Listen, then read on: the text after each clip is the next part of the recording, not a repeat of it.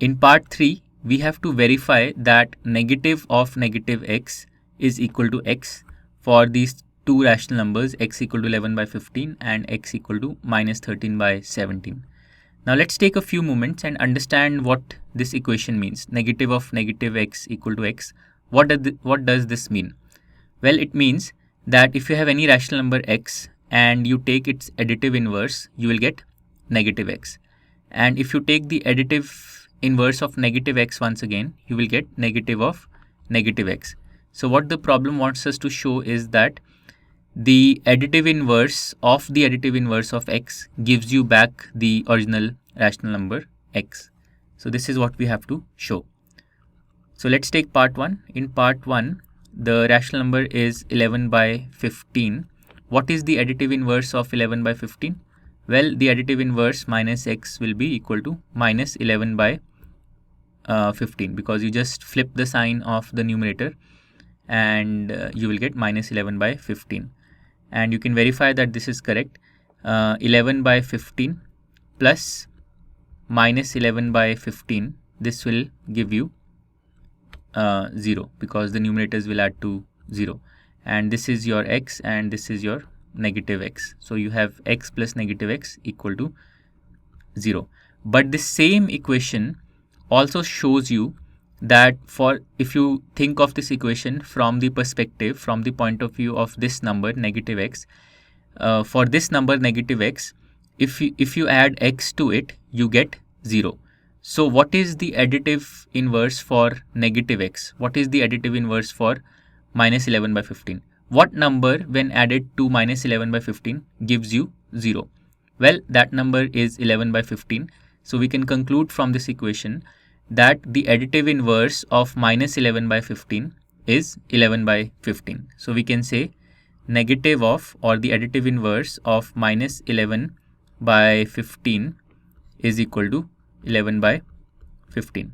And this verifies this equality for us, that negative of negative x, so let's write it, negative of negative x is equal to x. Let's do the same thing for part 2. In part 2, the rational number is x equal to minus 13 by 17. So the minus sign has been written as outside to the left of the rational number. So we can take it in the numerator and we can write this as minus 13 by 17. Now what is the additive inverse of x? The additive inverse of x will be minus x, which will be, you take the numerator and flip its sign, invert the sign. So you will get minus x as 13 by 17. So the additive inverse of minus 13 by 17 is 13 by 17, and through the equation minus 13 by 17 plus 13 by 17 equal to 0, you can see that this is true. So the additive inverse of minus 13 by 17 is equal to 13 by 17.